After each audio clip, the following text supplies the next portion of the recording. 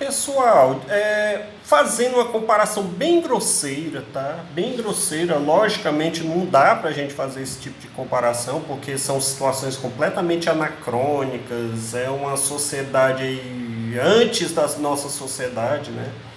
Nossa sociedade é cristã, tem situações completamente diferentes, morais, religiosas, enfim. Mas fazendo assim a grosso modo, e falando dos tragediógrafos, né, os três grandes tragediógrafos, o Ésquilo, ele seria mais antigão, ele seria de coisas mais duras, mais sérias, né? Até porque, até porque naquela época muito do que se produzia ainda era oral, né? Então ele escreveu, mas muito do que se produzia ainda naquela época ainda era oral. Então eram coisas assim um pouco mais moralizantes, um pouquinho mais duras, né, digamos assim. Não dá para se dizer que o Ésquilo fosse alguém mais direcionado para a direita, né, digamos assim, mas ele era um pouquinho mais firme nessa questão, né? Já o Eurípides, que é o último dos três, né, o mais novo, o Eurípides ele já tinha um olhar mais carinhoso para a mulher. A maioria das peças dele eram voltadas para a questão da mulher, a mulher que, sei lá, na própria mitologia havia sido jogado pedra nelas o tempo inteiro, as pessoas falavam mal, por exemplo, ele fez uma obra, ele fez uma peça em homenagem a Helena, a Medeia. Não sei se vocês sabem, Medeia na mitologia grega. Medeia ela matou o próprio irmão e os próprios filhos. Aliás, ela matou o próprio irmão para ajudar, digamos assim, na fuga que ela estava fugindo da ilha onde ela morava, enfim, para ajudar o próprio esposo, que era não sei se era Perseu, não sei se era Perseu, enfim. Foi um dos heróis, tá? Eu acho que era Perseu, que casou com Medeia. Já já eu descubro.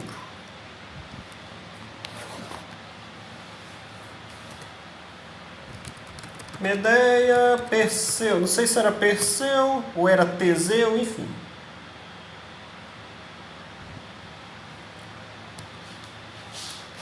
E quando ela foi traída, ela fez de tudo para casar com esse herói. Depois de casado, o herói a traiu. Aí o que ela fez? Ela matou os próprios filhos para fazer o mal ao marido. Olha que absurdo, né? Todo mundo jogaria pedras nessa situação, nessa pessoa, tudo mais. O que o Eurípides fez? O Eurípides fez uma peça para ver se mudava essa condição. Aí a gente pode até questionar, foi mesmo para mudar a questão ou foi simplesmente para trazer uma outra visão? Porque tudo já era batido para todo mundo xingar, chincalhar, falar mal de Medeia, né? Não é que ele trazia uma versão que falasse bem de Medeia, mas para entender os porquês daquela mulher agir numa situação assim tão absurda, né? Medeia era meio que uma bruxa, tá? Eu tenho quase certeza que era Perseu, mas enfim. Vamos lá. 4 minutos, né? A gente conta uma besteirinha e já passa o tempo.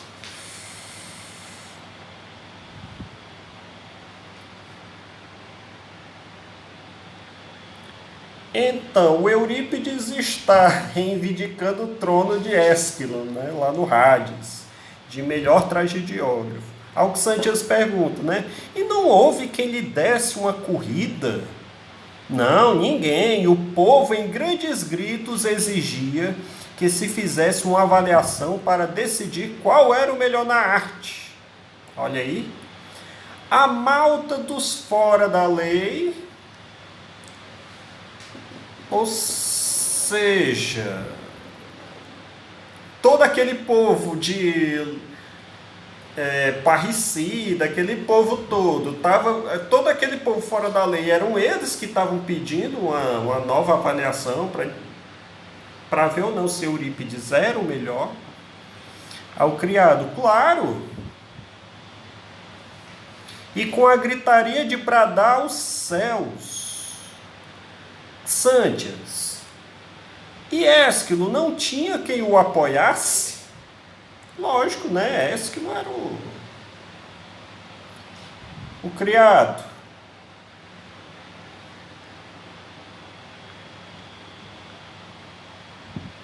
Ter tinha, mas gente séria, cá a pouca, a apontar para o público, como por aqui, aliás. Olha o que ele está dizendo, ó. Mas gente séria, cá, aqui, a pouca gente séria. E ele apontando isso para o público, como por aqui, aliás. Ele tá quebrando não só a quarta parede, mas ele está também fazendo uma crítica ao próprio público, né? Vamos entender. Xanthias e Hades, Plutão, né? O que é que ele tenciona fazer? O criado está a preparar agora mesmo um debate, uma avaliação que ponha à prova o talento dos dois. Eita, Lele, ele na própria peça, que é uma comédia, ele vai tentar fazer com que dois tragediógrafos mostrem porque que um é melhor do que o outro. Olha como essa peça é riquíssima. Xanthias. E outra coisa, aquilo que eu falei para vocês, né? Como é que Sófocles se não candidatou ao trono também? Ele... Bem pelo contrário, quando cá chegou, abraçou Ésquilo, deu-lhe um aperto de mão e cedeu-lhe o trono sem mais contestações. Dizem que Sófocles era um gentleman, praticamente. Ele era inclusive chamado de príncipe na época da... Ele era considerado quase como um príncipe na Atenas antiga. Ele era muito cavalheiro, muito gentil, aquela coisa toda. E as próprias peças dele são assim, de um esplendor cultural, de linguagem também. Então ele era muito generoso nesse sentido, né? Mas neste momento, como diz o Clidemides, tenciona sentar-se no banco dos suplentes. Se Ésquilo levar a melhor, ele fica quieto no seu canto. Se não, admite confrontar-se com Eurípides. Ou seja, o Eurípides ele foi para trazer a discórdia, né? Enfim. E o Eurípides, ele era polêmico, sim. Como eu falei para vocês, o Eurípides, quando ele traz uma peça, não defendendo Medeia, mas trazendo uma outra visão que todo mundo tinha de Medeia, por exemplo... ele causava conflito, né? Quando Helena, por exemplo, Helena que traiu Menelau e foi viver com o príncipe de Troia, o Paris, lá em Troia, e causou uma guerra entre duas nações, né? Tanta gente morreu, mais de 10 anos de guerra. Todo mundo também falava mal de Helena, né? Helena, apesar de bela, Helena foi traidora, aquela coisa toda, enfim. Ele, de repente, ele traz uma outra peça falando de Helena com uma outra visão. Percebe como ele trazia temas polêmicos, digamos assim? Aí é aquilo que eu falo para vocês. Se fosse hoje, nos dias de hoje, bem...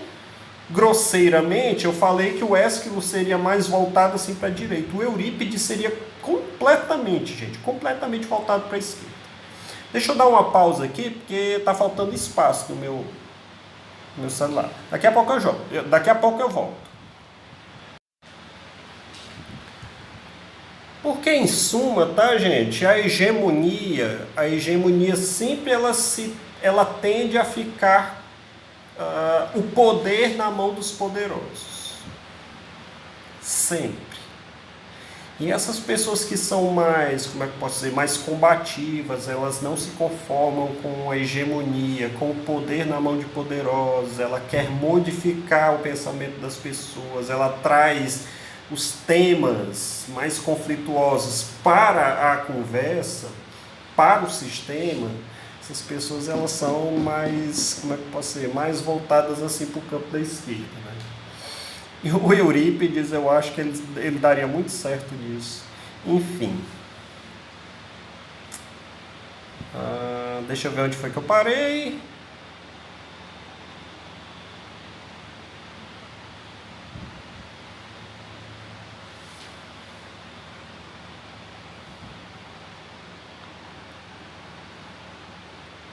Quer dizer então que a coisa está por aí a estalar, ou seja, ela vai explodir, né?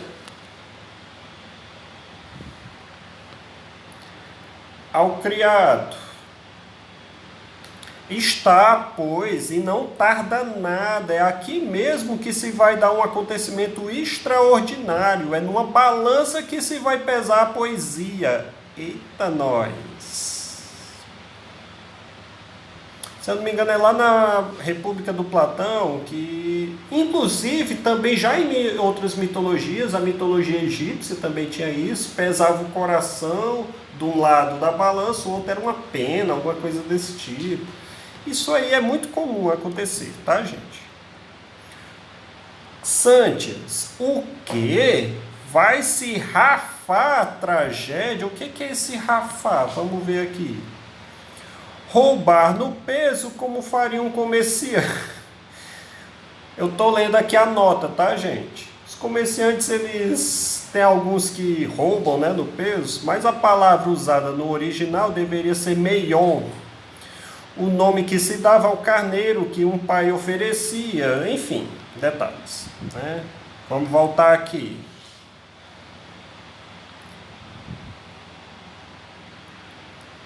Criado, vão fazer réguas e esquadros de medir versos em moldes cúbicos, xantias, para fazer tijolos, é isso? Criado, compassos e curvas, é que Eurípides diz que vai testar a tragédia, verso por verso. Não sei se vocês estão entendendo aí a referência. As tragédias eram feitas em verso, eram musicadas mesmo, e essa musicalidade, elas eram feitas com versos assim, metricamente medidos, tá? E o Eurípides agora ele vai medir passo a passo para ver se de fato os versos de Ésquilo são melhores do que os versos dele, né? Olha só como ele está determinado a ser melhor, considerado melhor. Eu vou dar uma pausa aqui para fazer um último vídeo, tá bom?